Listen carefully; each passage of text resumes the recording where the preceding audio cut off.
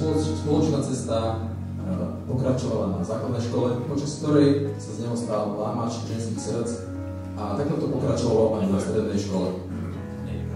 Zažili sme spolu všetko možné, napríklad prvé lásky, rôzne chatovačky, zábavy, dovolenky, ale aj spoločné brigády, kde nás z jednej z nich oboch vyhodili v trestný deň.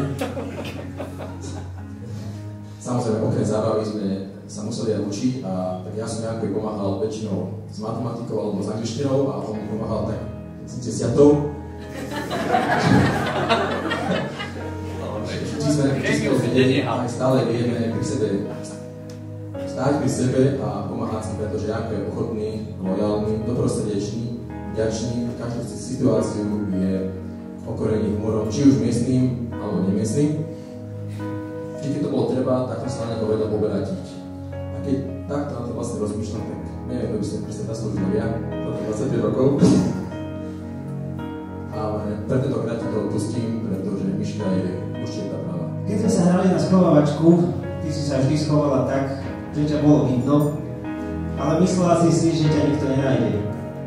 Mám pocit, že to bola tvoja prvá a posledná skúsenosť s neviditeľnosťou. Odtedy, kamkoľvek si prišla, vždy boli všetky oči na tebe. Samozrejme, náš vzťah mal aj temnejšie chvíle, vždy keď sa ti niečo nepáčilo, si svojím plaveckým štýlom kráľa chcela zo mňa vybiť dušu, ale ja som sa nedal a preto tu stojím teraz a spomínam na tieto naše spoločné začiatky, ktoré sú odčias, keď si bola ešte maličké bábätko a ja som sa ako hrdý brat tešil, že ťa v tej verike môžem držať na ruči. Naše spoločné cesty do mesta a z mesta už neboli také otravné, ako keď som ťa musel brávať s mojimi kamošmi, aby si aj ty mohla ísť von. Väčšinou sme išli krivo, ale vždy sme spolu bezpečne dorazili do tepla domova našich rodičov.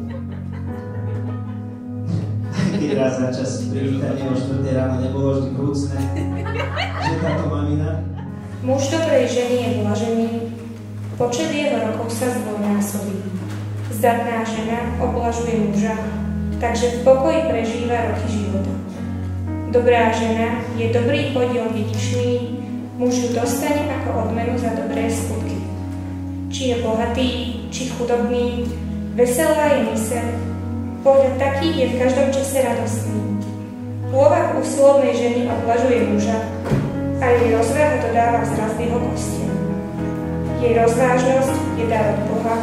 Ak je žena rozvážna a mlčanlivá, nemožno dosť preplatiť takú dobre vychovanú dušu. Svätá a cudná žena je pôvodný pôvab. Nijaká protihodnota sa nevyrovná s držaním duši. Ako osvíti ráno slnko svet duši,